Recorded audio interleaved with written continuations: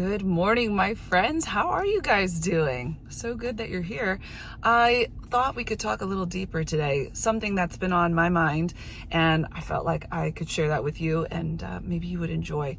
Sunday, we were singing, and I was leading the song, and it's called All I Ever Wanted. We'll play some clips throughout this, and you can check it out a little bit. But there's a line that hit me every single time we sang it, even in practice, even when I was at home practicing myself. And it said, "Countless is your compassion. It's met me in the darkest days of my life." And countless is your compassion. It's met me in the darkest days of my life. And the girl that was singing next to me, Laura, I guess she's a woman. I always call us girls, but we kind of had that same feeling about this song, that God, in all of his kindness and all of his compassion, has met me in the absolute darkest days of my life.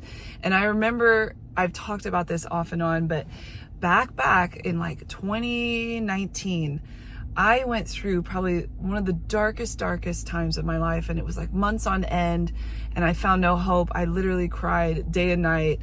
I was an absolute wreck. And it was like, oh, I'm going to cry about it now. But it was like God was with me moment by moment.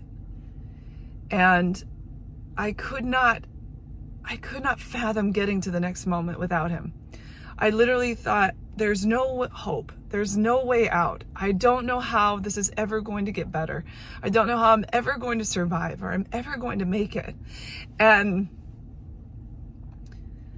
yet God, and there's been a lot of really dark times in my life that I can look back, and I lost something, someone that I loved, my mom when she passed away, or different people in my life, different relationships that have ended that were painful and hurtful and dark. And I can look back and go, countless is your compassion, God, when you have met me in the absolute darkest days of my life.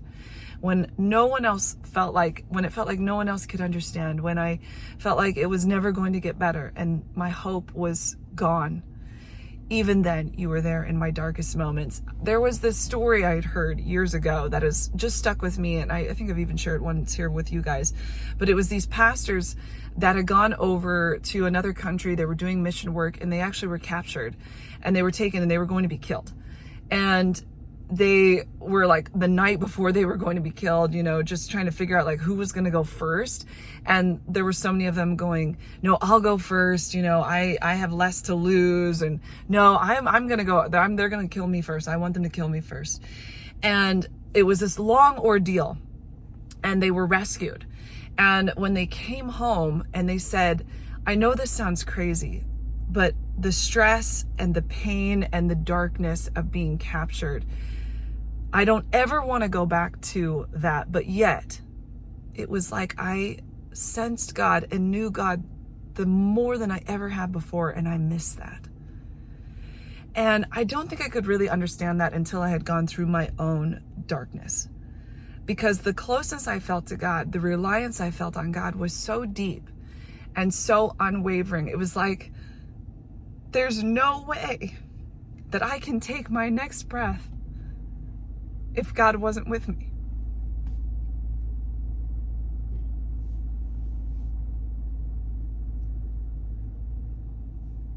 And so for that small moment, I felt like I could understand how, while they never want to be in that situation again, they want that closeness to God where it was like, I have to depend on you for everything, or I'll never make it. I've got a friend who was diagnosed with leukemia years ago. I think they're 10 years in remission at this point. And maybe it's 5, but I feel like I want to say 10. And they literally just went into the doctor and didn't leave the hospital for 80 something days. And she says, I miss that time. It was really scary. It was a low time of my life. I didn't know if I was going to make it, but the closeness that I had with God was so beautiful and so real, and I miss that. How can we as humans, look at the darkness of our life. Look at those hard times, whether it be through illness or through loss, through depression, through, health pains and issues and chronic fatigue, all of those things. Whatever it is that takes you to that dark place, the trauma that you felt, the stories I've heard are endless, and they're some of them I can't even fathom it. And yet, even in times when you feel angry with God, or you feel like perhaps you don't quite understand what he's doing and you can't quite understand why he would allow something, there are these moments when you say, I literally cannot do it without you.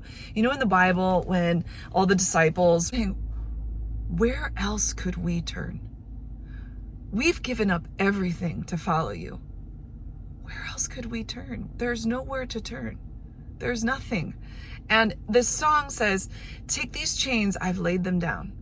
Oh man, I've had a lot of chains in my life. These chains I lay them down, unashamed I'm breaking out. Your sin was great, your grace abounds. You're faithful then and you're faithful now. Take these chains I lay them down, unashamed I'm breaking out. My sin was great, your grace abounds. You're faithful then and you're faithful now. Take these chains, I lay them down. Unashamed, I'm breaking out. My sin was great, your grace abounds. You're faithful then, you're faithful now. And he says, all I ever wanted was you. All I ever needed was you.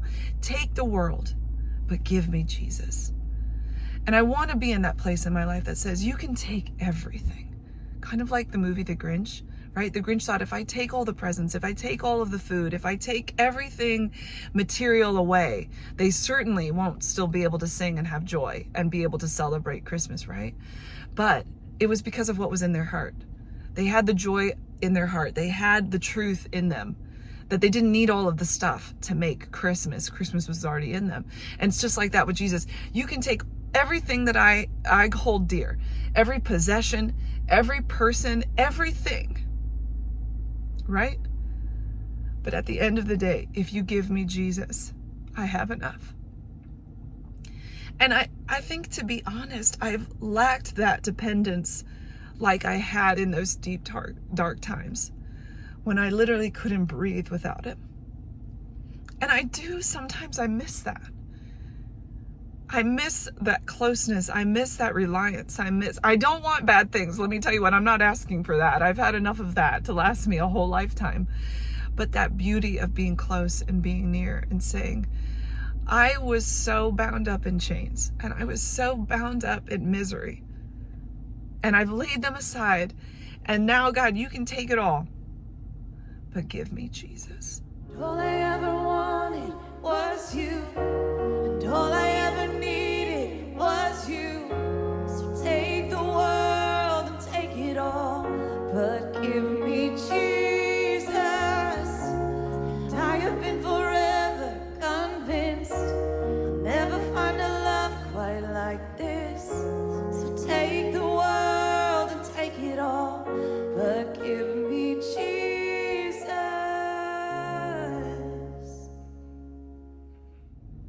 It's so beautiful. There's this guy named Kagawa, and he's long since passed away. I don't know his time frame of when he was alive. He was a Japanese man, and he literally gave up everything for Christ's sake. And there were times when he was living amongst the poorest of the poor, and he didn't have to. And he would give you, if you were cold and you needed something, he would give you the shirt off of his back.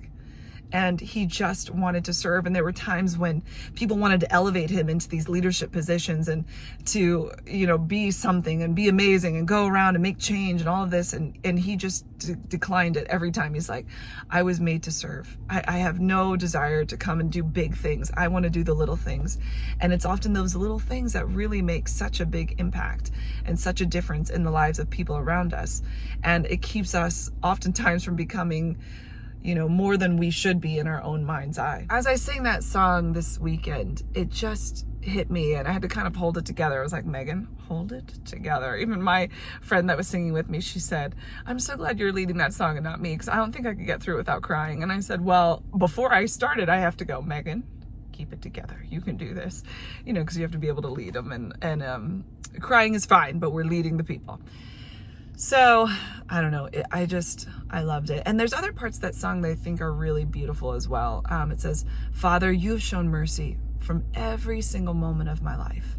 There's so much mercy that God has bestowed upon me, and it's shocking and it's surprising. And I go, I look back on my life, and I bet you can look back on your own life and go, God spared me in that moment, or God gave me what I truly didn't deserve in his kindness. After all the things that I've done to mess up, after all the sin, after all of my shame and all of my guilt, in his kindness, he still showed up and showed me incredible grace and mercy. So the song goes, Father, you've shown mercy for every single moment of my life. The fountains of his forgiveness, the song goes on to say, like, reflected in the light of your eyes, there's such forgiveness. And it took me a long time to accept the forgiveness of God for everything that I had done, because I had done terrible things. And I was so full of guilt and so full of shame. And I knew that Jesus had died on the cross for me and for my sin. But yet I couldn't accept it in some ways. Like I accepted it, but I couldn't release that guilt. I couldn't release that shame. I thought there's more to be done. And when you finally come to a place of accepting God's forgiveness and God's grace, it's so freeing and so beautiful. But it took me a whole long time, way, way too long. And I can look back on it now, and even singing that song and saying the fountains of forgiveness. I mean, it just came in waves over and over again. His forgiveness, even today, at this moment, I, a sinner, still need the forgiveness of God. And he is, in his great kindness, in his great compassion, in his great beauty, have continued to bestow on me his forgiveness and his grace and his mercy. And it is unending until the end of time. Father, you have shown mercy for every single moment of my life. The fountains of your forgiveness reflected in the light of your eyes. And then I love the next line that says, your grace, I cannot run it. I've never for a second left your side. 'Cause all I ever wanted was you. All I ever needed was you. Take the world, but give me Jesus. I don't know. I just felt that renewed thankfulness for what God has done in my life and where he's taken me, and how he's been there through all the struggles and all the stress and all of the trials and all of the struggle, everything. And he's never left me, and I have never left his sight. There was another song that we did. It's called Same God. And it talks about the God of the Bible, the God of old, the God of Jacob, the God of Moses, the God of Mary, the God of David. He's still that same God. He's still the God that comes when we face our giants like David. He says, I'm calling on the God of David, who made a shepherd boy courageous. Like, I think, oh my word, who am I? Just this piddly person. But God comes and he gives us courage to face the giants that come before us, and to give us the ability. Maybe we're never going to face Goliath, and we're not going to face the lions in the lion's den. But let me tell you what, I know that many of you, and me included, we have faced our giants, and he comes to give us that strength. God comes to make a way where there seems to be no way. Like Moses, when he opened up the Red Sea and he made a way for the Israelites to walk through, it was not in their power, but his power. And he's that same God that can do that today. He can make a way where there seems to be no way. He can give us the courage to fight our giants. He, like Mary, like he did for Mary, called on someone who was small and insignificant, so she thought, to do something significant and amazing for him. And whatever that may be, I don't know that you're going to be the next Virgin Mary, but there are things that are absolutely impossible, that seem like no way could it ever happen. Oh man, I can look back and see so many things that were absolutely impossible. My children, having my children, absolutely impossible. Like, I've had so many fertility issues, and yet here I have 5 children in the midst of that. It's just shocking to me, and it's amazing. And different relationships and struggles that have gone on, and different issues and things that just never should have worked out, but yet God, and not everything works out the way that we want. Oh, there's still things in my heart that I desire and that I long for, and I wonder why. And I think, why didn't it happen? Why hasn't it happened the way that I asked? I mean, so much frustration in that, if I'm completely honest. And I don't get a lot of things, and the way God works is far beyond me. But yet, in the midst of that, I don't think he's afraid of our questions or afraid of our doubts or afraid of our struggles. And he's just so willing to listen and so willing to help us work through those things if we're willing to work through them. Because I don't know about you, but sometimes I find I struggle with an issue or something with God or something in the Bible or something that I've believed all my life, and then realizing, it was wrong. And I just battle with that, and it can stop there. But I think there has to be that part of us that keeps searching out the truth and keeps longing for it and looking after it, rather than hardening our hearts to it and saying, I'm just going to stick with my frustrations and my irritations and my questions and never search out the answer.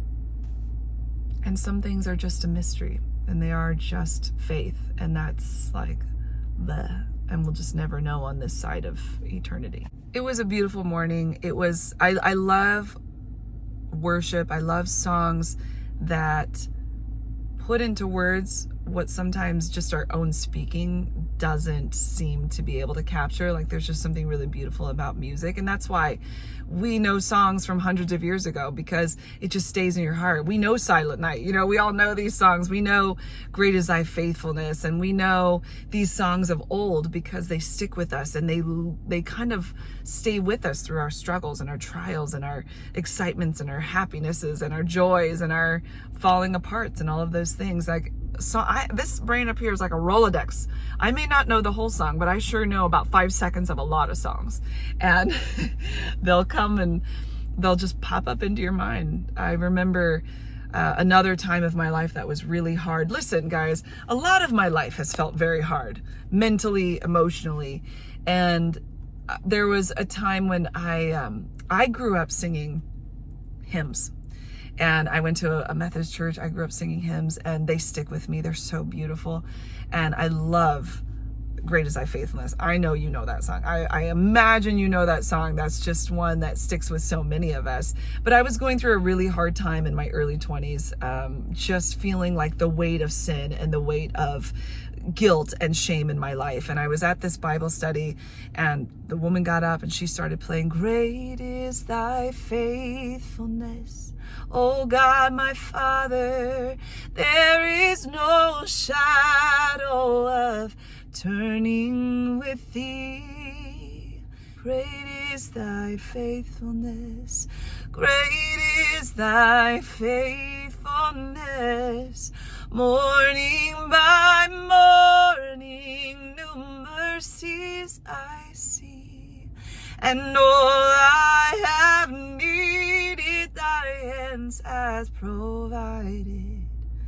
Great is Thy faithfulness, Lord, unto me. But I remember standing there in that sanctuary and just weeping and thinking of the amazing faithfulness of God. Great is your faithfulness, even when I'm a mess, even when I'm full of sin, even when I'm full of shame and guilt. Great is your faithfulness. And then when we turn to you, you're so faithful to forgive us. You're so kind to wash us clean, white as snow, make us new, and as if it had never happened. That's how you see us. You see us through the eyes of love and through the eyes of grace and through the eyes of mercy. Do you want us to continue sinning? No, but you know that we are just mere man, that we are just mere humans that need the kindness and forgiveness of a good Father in heaven. So that's my story, and I'm sticking to it, guys. I hope that perhaps you have experienced the kindness and the goodness of God, that even in your darkest moment, the Lord has been near to you, and He has shown you amazing love and amazing grace and amazing kindness, and you can look back and say, I cannot believe that the God of the universe, who created everything that I see, could see me in my smallness and in my sin, in my guilt, in my shame, in my darkest hour, my darkest years, and call me his own, and bestow on me so much love. It makes no sense. And yet I am incredibly grateful. And I can say, great is your faithfulness. Love you guys. Have an amazing day, and I'll talk to you soon. Toodaloo.